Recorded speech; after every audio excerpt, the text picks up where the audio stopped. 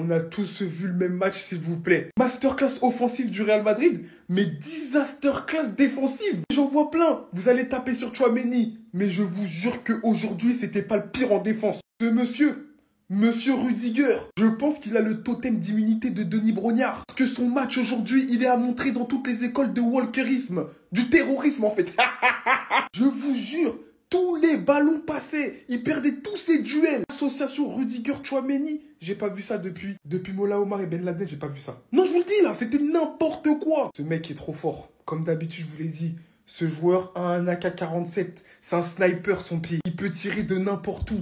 Sa frappe, elle était exceptionnelle. Bien aimé aussi son match au milieu de terrain, propre, bonne activité. Franchement, j'ai kiffé. Aujourd'hui, l'homme pour moi du Real, Rodrygoz, les gars. Quel match aujourd'hui. Il est simplement trop fort. Ce joueur, comment il est boycotté parce qu'il y a Mbappé, Vini, Bellingham, va venir chez nous. Arsenal, on le veut, mais on le met à gauche. Il va tellement... Martinelli, trop ça, au revoir.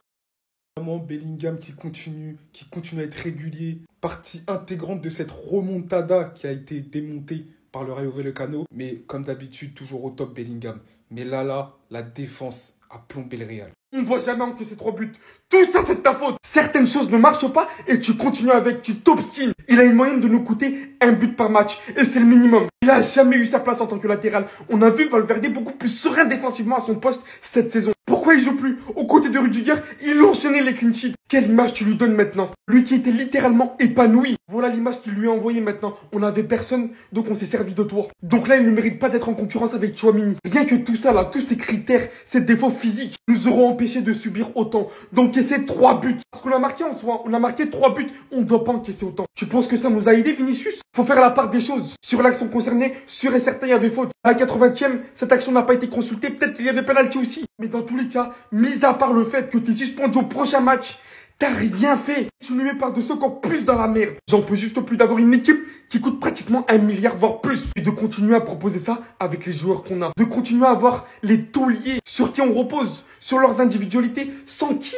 cette saison, on serait tellement bas, mais tellement minime. Et ça ne changera pas. Le temps qui sera là cette saison, j'en ai juste marre. Voilà que le Barça, demain, ils vont gagner et ils vont prendre l'avance. Alors qu'ils nous avaient donné l'occasion de se rattraper. Mais comment on peut être des incapables comme ça? Le Real Madrid, je comprends pas qu'est-ce qu'il nous faut pour passer leader. On a été leader seulement pendant 8 minutes. Là, au final, le FC Barcelone se joue de nous parce qu'ils ont beau perdre 5 matchs, on va perdre 5 matchs. J'avais de l'espoir, je me suis dit, le Barça, ils ont déconné pour une deuxième fois. On va pas les laisser passer cette fois-ci. Mais non, et il fallait qu'on fasse un match nul aujourd'hui. Et le pire, c'est qu'on allait se faire chicoter. On allait se faire chicoter, je sais même pas comment on a fait pour atteindre 3 buts. Façon dont on jouait là, je sais même pas comment on a fait pour marquer 3 buts dans ce match. On jouait aujourd'hui contre le Rayo Vallecano, mais j'avais l'impression que c'était nous, Rayo Vallecano. Façon dont on jouait timidement. En première mi-temps, on se faisait balader de partout. Offensivement, c'était le néant. On n'arrivait même pas à rentrer dans leur surface. Moi, ce qui me fait mal, c'est qu'en début de saison, on était tous là à tomber sur Kylian Mbappé. Ah, c'est lui le problème. Ah, depuis que Kylian Mbappé est arrivé, rien ne va au Real Madrid. Mais là, aujourd'hui, on a vu que c'était pas lui le problème. Aujourd'hui, on a vu que c'était pas lui le problème. Il n'a pas été là. Regardez comment on jouait.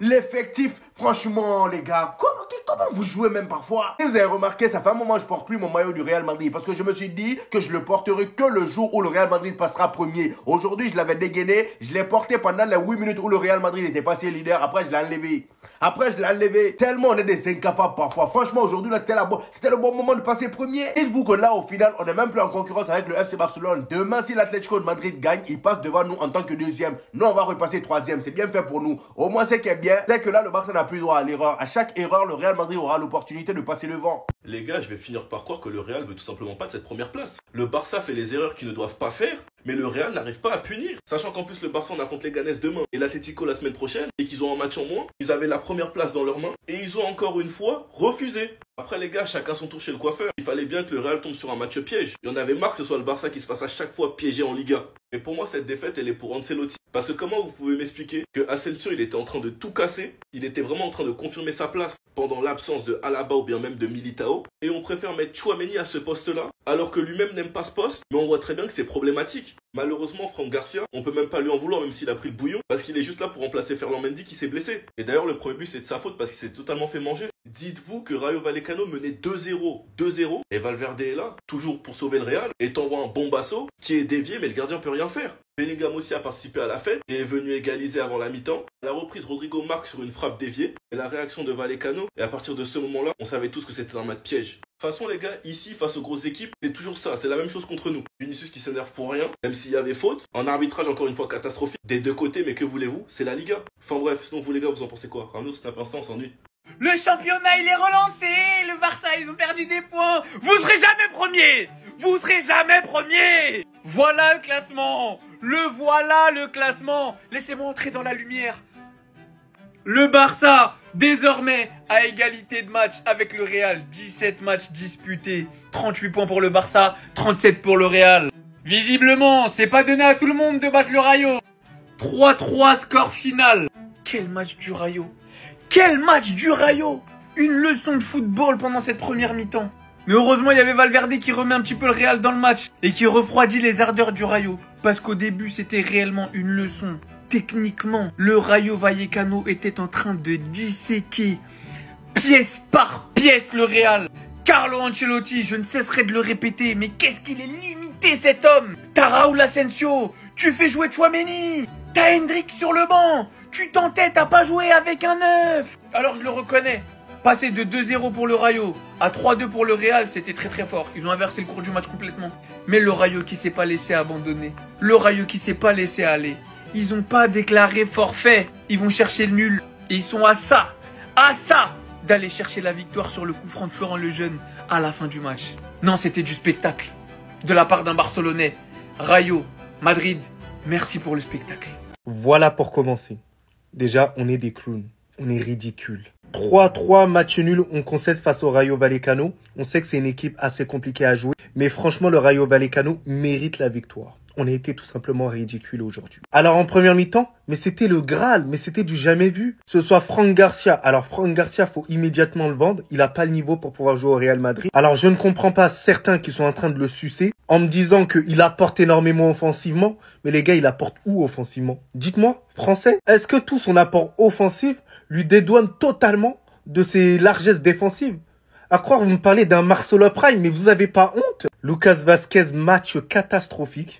Voilà, on va pas se mentir, voilà, tout le temps on trouve l'excuse du fait que bon, latéral droit, c'est assez compliqué pour lui, mais non, il a été nul aujourd'hui, catastrophique. En défense centrale, Rudiger, nul. Voilà, c'était 0 aujourd'hui, je suis désolé. Notamment ici, on a eu de la chance que l'arbitre ne décide pas de siffler un penalty à ce moment-là du match, parce qu'il aurait pu, ça m'aurait pas étonné plus que ça. Et surtout, heureusement que les attaquants se sont réveillés, voilà, parce que franchement, que ce soit Rodrigo au début, bon, il était un peu timide, j'étais un peu énervé sur lui. Mais après, il s'est réveillé. Il a réussi à prendre le jeu à son compte et c'est ce qu'on demande de Rodrigo. Bordel, arrête de te cacher. Montre que tu sais jouer aussi toi au football. Le match de Bellingham, comme d'habitude, taille patron, il court partout sur le terrain. Il essaie de marquer les buts qu'il faut. D'ailleurs, il a mis un but encore aujourd'hui. Par contre, pour d'autres joueurs, va falloir se réveiller. Parce qu'il y a un moment donné où on attend, mais on va commencer à toquer devant vos portes. Je vais en faire une vidéo après. Qu'est-ce qu'on peut faire? Qu'est-ce qu'on peut dire? Ça y est, j'arrête de crier, je parle lentement. Parce qu'il faut le dire, Jude Bellingham est tout simplement un ovni. Et excusez-vous tous ceux qui l'ont critiqué au début de la saison. Tous ceux qui ont reproché à Jude Bellingham de ne pas marquer de but, alors qu'il jouait avec Mbappé, Vinicius et Rodrigo. Bellingham, c'est le milieu le plus complet qui existe peut-être aujourd'hui. Celui qui est capable de tout faire. Vous avez vu quand le Real était en difficulté, comment il revenait, il jouait limite en position de numéro 6 pour ressortir les ballons. Il y avait de la difficulté devant, c'est lui qui vient récupérer ce ballon de la tête entre les deux centraux pour aller marquer. Le but égalisateur, c'est lui qui sonne la révolte pour ce Real Madrid. C'est toujours l'homme à tout faire de cette équipe. Ave Jude, grande Jude, exceptionnel Jude. Il est incroyable ce joueur, les gars. Et à un moment donné, il faut le dire et le reconnaître. 6 buts sur les 6 derniers matchs. 30 buts, 20 passes décisives en 60 matchs au Real Madrid alors que c'est un milieu de terrain. Jude Bellingham, oui, est beaucoup trop fort. Il changera jamais. Regardez bien. Et par-dessus, il nous met dans la merde. Recevoir ce carton jaune-là, moins de 10 minutes après ton entrée, Vinicius. C'était censé arranger les choses. Suspendu prochain match. Alors qu'on a besoin de toi. Qu'on n'est pas dans notre meilleure forme en championnat. Maintenant, il sera en vacances avant tout le monde, avant la fin de l'année. Maintenant que tu vas revoir ça à froid et non pas à chaud comme tu l'étais dans cette action. Tu penses qu'on avait besoin de ça? Faut faire la part des choses. Sur l'action concernée, il y avait faute. À la 80e, un éventuel penalty pouvait être sifflé, ça n'a même pas été vu à la VAR. Mais dans tous les cas, ça ne va rien t'apporter. Réagir de cette manière aussi violente envers cet arbitre qui va se sentir agressé agressé. En plus du fait que tu n'es même pas le capitaine de ton équipe, sachant qu'il n'y a plus droit cette saison en Liga, tu fais toute travers, tu ne veux pas changer et tu n'en as pas conscience. Et je suis pourtant le mec qui a le plus défendu ce joueur sur cette application. Au bout d'un moment, je vais finir par croire que tu fais exprès. Tu nous mets littéralement dans la merde plus qu'on est. On l'est déjà. On n'en a pas besoin de plus, tu nous en rajoutes. Au bout d'un moment, quand Bellingham il se met dans ce genre d'état, vous voulez faire quoi? Vous allez lui en vouloir? À lui qui se déchire, qui essaie littéralement de faire tout sur le terrain. Quand il voit que son coéquipier part se plaindre d'une manière aussi violente et être suspendu au prochain match, ça me fait serrer en fait. Ça me fait serrer et je le comprends. Ce genre d'action inutile. Mais inutile. Et voilà, je m'en doutais, le match piège face au Rayo Vallecano. 3 partout à l'extérieur. Les gars, c'est pas possible. Je vais pas parler de l'arbitrage, parce que ça sert à rien. Le match, il est terminé, 3 partout, ok. Mais aujourd'hui, s'il y a bien une chose à retenir côté Real Madrid, c'est la passivité défensive dont on a fait preuve durant 90 minutes. On se fait avoir 2 fois sur des centres, les gars, par pitié. Par pitié. Lucas Vazquez, il défend sur des joueurs qui font quasi 2 mètres. Est-ce que vous trouvez ça normal? L'organisation défensive n'est pas au point. Et pourquoi? Pour quelle raison Carlo Ancelotti, ne fait pas jouer Raúl Asensio? Bah ouais, le frère c'était l'un des meilleurs défenseurs du Real Madrid, mais non, il décide de le mettre sur le banc. J'ai rien contre Tchouaméni, hein, mais Asensio est plus apte à jouer en défense centrale que Tchouaméni. Et aujourd'hui, il aurait joué, oui, je pense sincèrement que ça aurait changé quelque chose. J'en viens à dire que on aurait fait jouer un autre défenseur, le résultat ne serait pas le même. Est-ce que vous vous rendez compte? Est-ce que vous vous rendez compte jusqu'à où on en est? Et il y a qu'un seul fautif. Il n'y a qu'un seul fautif à tout ça. Bref, dans le match, on s'en sort aussi grâce à beaucoup d'exploits individuels. Rodrigo notamment, Bellingham et une frappe de Valverde. Sans ça, on est mort. On n'est pas au niveau. On ne sait pas faire preuve de créativité quand ça s'appelle le Real Madrid. C'est honteux. Il y a un gros problème au club, on va le régler. Je vous le dis. Et voilà, on perd encore des points dans la course au titre et on laisse le Barça repartir devant alors qu'on se rapprochait d'eux. C'est pas possible. Restez sur abonnez-vous les gars. Vous êtes choqués? Pas moi. C'est la même chose. Les matchs Real, Rayo, c'est la même chose à chaque fois. Des matchs nuls. Ici qui devient Zidane. Ce match, je l'ai vu 23 fois depuis 3 ans. Bravo Rayo Vallecano. Je ne comprends pas comment cette équipe n'arrive pas à gratter des Coupes d'Europe. Contre le Real, contre le Barça, ils répondent toujours présents contre les gros. Au final, c'est le Real Madrid qui avait l'opportunité de devenir premier et qui au final a l'opportunité de devenir 3e de la Liga puisque l'Atlético peut nous dépasser et va nous dépasser. Qu'est-ce que vous voulez que je dise? Un papa et ses enfants. Je comprends pas moi. Qui fait composition sur les coups de pied arrêtés? Comment est-ce que Lucas Vazquez et Arda Güler peuvent prendre Mounine qui fait 1m90? Moi je comprends pas. Et le pire, c'est qu'il y a le jeune à côté qui fait 1m90 aussi. La composition, elle était bonne. Le Real Madrid n'a pas été meilleur que le Rayo. 3 buts, 3 exploits individuels. Dans le jeu, c'était plus compliqué. Et les occasions qu'on a eues dans le jeu, on les a pas mises. Le but de Valverde est exceptionnel. Bellingham montre encore une fois que c'est un numéro 9 qui décroche. En tout cas, ce soir, il joue à ce poste-là. Lucas Vazquez et Fran Garcia, ils savent pas défendre, on est au courant. Maintenant, qu'est-ce qu'on fait pour remédier à ça? On achète des joueurs, tout simplement. La prochaine, toi. Parce que je sais qu'on se reverra. Comme d'habitude. Les amis, qu'est-ce que j'ai fait? Qu'est-ce que j'ai demandé? Parce que très clairement, le football est totalement clément avec moi. Les gars, c'est incroyable. Les 6 derniers matchs que j'ai vus, il y a eu minimum 5 buts dans le match. Avec des scénarios exceptionnels. Tottenham, Chelsea, Atlético, Séville la semaine dernière. Cette semaine, Atalanta, Real, Dortmund, Barça, Lyon, Francfort. Et maintenant, Vallecano, Real Madrid et ce 3 partout exceptionnel. Les 30 premières minutes du Rayo Vallecano. Les 30 premières minutes du Rayo Vallecano. Exceptionnel, les gars. Une démonstration de football, ils ont été incroyables. Dans les passes, dans les circuits, la transmission des ballons, l'agressivité, tout était incroyable. Et le Real qui renaît avec une frappe exceptionnelle de Valverde, avec encore Jude Bellingham qui vient redonner à son équipe la classe, qui revient à 2-2. Derrière, la deuxième mi-temps, c'est vraiment le Real qui domine. Rodrigo inscrit ce bombasso. Et derrière, le Rayo va avoir encore la force mentale pour revenir avec Izzy Palazón. Le match était totalement fou, les gars. Le football, même en ce moment. Ah, parce que tu pensais que t'allais Veski? Viens là, toi. Tu peux bouder longtemps. De toute façon, lui, soit il boude, soit il mâche des chewing-gums. Tout le match pour rien. C'est quoi ça encore aujourd'hui? C'est quoi ça encore aujourd'hui? Et c'est lui qui doit payer ce résultat. Je suis désolé, hein. Supporter du Real Madrid ou non, que vous soyez d'accord ou non. C'est de ça faute si on ne performe pas. Tant que vous n'aurez pas compris ça, on va jamais aller nulle part en fait. Après, vous allez vous plaindre des résultats. Ouais, mais c'est lui le fautif premier. Tu fais pas jouer Raúl Asensio, pourquoi? Première question. Alors moi, j'entends bien que t'es des joueurs qui soient blessés, qu'il y ait des éléments importants de l'effectif qui soient pas disponibles. Mais alors, même l'équipe B du Real Madrid, elle doit faire le taf face à ce Rayo Vallecano. On vaut bien mieux que ça. Et c'est lui, les gars, le fautif, les gars. Combien de fois je vais vous faire répéter? Il aurait pu faire jouer Hendrick ou je sais pas. Il innove. Son système de jeu ne fonctionne pas. Il va jamais fonctionner. C'est du hasard ball, les gars. J'ai l'impression qu'Ancelotti, avec tout le respect que j'ai pour lui, il invente des choses qui n'ont pas lieu d'être, les gars. Il invente des choses qui n'ont pas lieu d'être. Il se met en difficulté tout seul. Les gars, c'est un truc de ouf, en fait. On va me dire que, ouais, je suis un gras. T'as l'impression qu'il s'occupe juste de mettre des noms sur une composition d'équipe.